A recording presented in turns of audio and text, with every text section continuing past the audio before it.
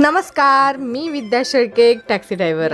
हा होता माझ्या बहिणीचा मुलगा आणि मी नाशिकला काठे गल्ली इथे त्याच्याजवळ रात्री मुक्कामाला होते.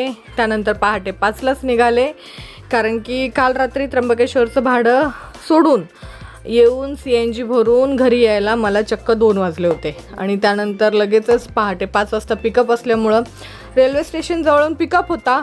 आणि माझं असं झालं की झोप झालेली नव्हती. सगळ्यात महत्त्वाचं की मला खरंच वेळच मिळाला नाही.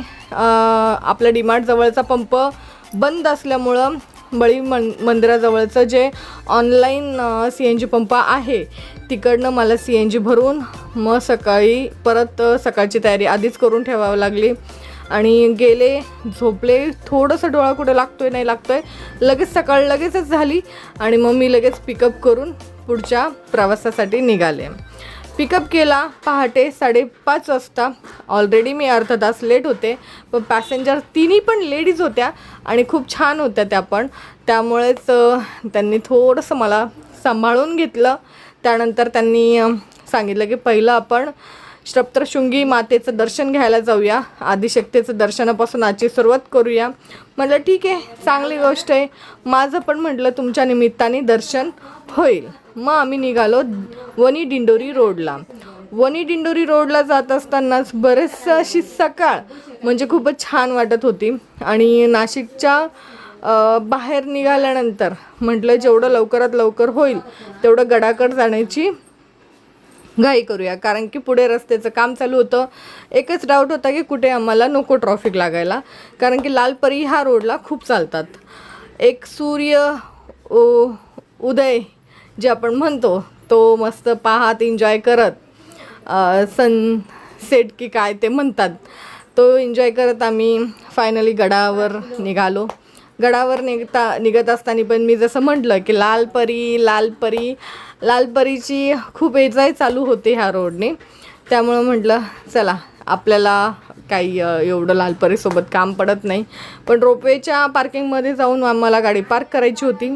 का तर मॅडमला इथे मी ड्रॉप केलं, त्यांना सांगितलं तुम्ही तोपर्यंत तिकीट घ्या रोपवेचे, मी गाडी पार्क करून लगेच येते. गाडी पार्क केली पार्किंगमध्ये आणि व्यवस्थित पार्किंग झाली का नाही पाहिलं आणि लगेचच निघालो गडावर. रोपवेच्या दिशेला जात असताना मॅडम म्हणे मुझे भी वीडियो में आना है विद्या जी, आप हमें भी वीडियो में लीजिए, तो आपके साथ हमारा सफ़र बहुत ही अच्छा होगा और हमें भी एक यादगार रहेगा कि हमने विद्या जी के साथ में ये जर्नी कंप्लीट की थी. फायनली रोपवेजवळ आलो आणि त्यानंतर ओटीचं सामान घेतलं मॅडमनी. मग रोपवे भरलंच होतं बऱ्यापैकी. आम्ही सगळ्यात शेवटला जाऊन बसलो, कारण की तो थोडा रिकामा होता डब्बा, बाकीचे भरलेले होते. पूर्ण भरल्याशिवाय गाडी निघत नाही. मस्त असं वनी पाहत आमचा प्रवास सुरू झाला आणि लगेचच आम्ही पोहोचलो गडावर. गडावर आल्यानंतर सप्तशृंगी मातेच्या आरतीच्या आधी स्नानाची तयारी चालू होती. तर त्यामुळे बऱ्यापैकी व्हिडिओ एवढा व्यवस्थित काढू नाही शकले. तुम्हाला जसं दर्शन माझ्याकडनं घडवून देता आलं तसं मी घडवण्याचा प्रयत्न केला, कारण की सगळा साज शिंगार आईचा उतरवलेला होता. आणि आमच्याकडे इतका वेळ नव्हता की आरतीपर्यंत आम्ही इथे थांबून दर्शन घेणं आम्हाला शक्य नव्हतं. खूप लोक फोटोज काढत होते, तरी पण म्हटलं जाऊ द्या, लोकांच्या मागं चालायला आपण काही भेड बकरी नाही आहे की एक निघलं की त्याच्या मागे सगळंच निघायचं. आपल्याला पण देवाने अक्कल दिली आणि त्याचा आपण पुरेपूर वापर हा केलाच पाहिजे. त्यामुळं आम्ही दर्शन वगैरे घेऊन लगेचच निघालो आमच्या पुढच्या प्रवासाला.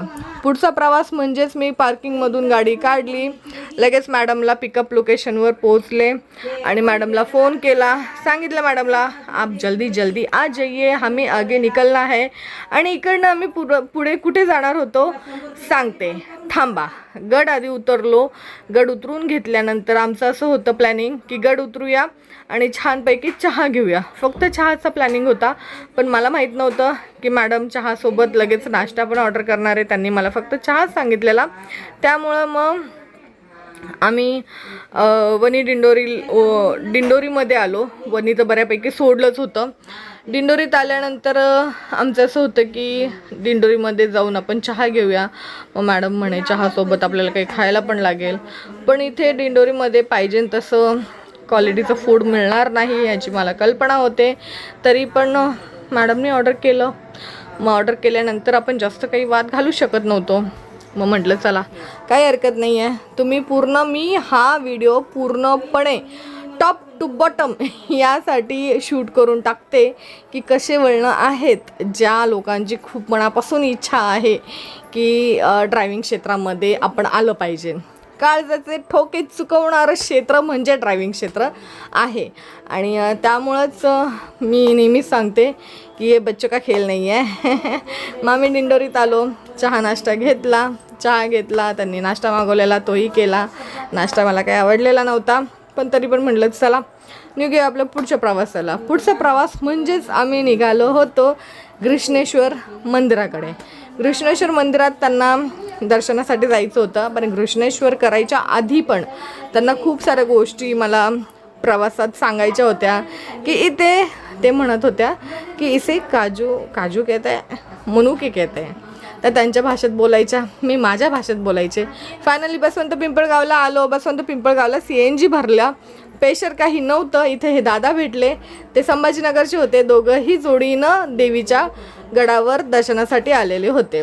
त्यांच्यासोबत फोटोज वगैरे काढले आणि परत मी माझ्या पुढच्या प्रवासाला सुरुवात केली. निफाडला आलो आणि लगेचच फाटूक पडलेलं होतं.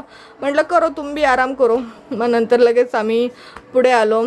सोन्याचं मंदिर पाहिलं का तुम्ही, का घेऊ परत रिपीट मागं गाडी रिवर्समध्ये. सोन्याचं मंदिर होतं निफाड येवला रोडला. नंतर वैजापुरात आलो. स्वामी कृपा या रसवंतीला भेट दिली. मस्त जम्बो एक ग्लास रसवंतीचे घेतले आणि असं एकदम दिलखुश होण्याचं काम मी केलेलं होतं. इथं पेमेंट पूर्ण मी केलेलं आणि माझ्याकडनं ट्रीट ह्या मॅडमला दिलेली रसवंतीची. कारण की बॉडी डिहायड्रेट व्हायला लागलेली, कारण की आम्ही प्रवासात कुठेच जास्त काही खाल्लेलं पिल्लेलं नव्हतं. पाणी पण बऱ्यापैकी मी पित नव्हते वॉशरूमच्या धाकाने. तर उन्हामुळे थोडंसं बॉडीला असं एक थंडावा भेटावा त्यासाठी रसवंत रस घेतला आम्ही आणि नंतर लगेच निघालो वैजापूर. माहिती तुम्हाला स्पेशल माझ्यासाठी का आहे, कारण की वैजापूरमुळं मला एक चांगली ओळख मिळाली आहे. वैजापूर हे माझं माहेर आहे, माझं आवडता तालुका आहे. त्यानंतर लगेचच आम्ही लासूर स्टेशनला आलो. तर तिथेही आम्ही पंपावर आल्यानंतर CNG वगैरे भरला. पांडव पंप आहे पंपाचं नाव. आणि लगेच आमचा पुढचा प्रवास सुरू केला.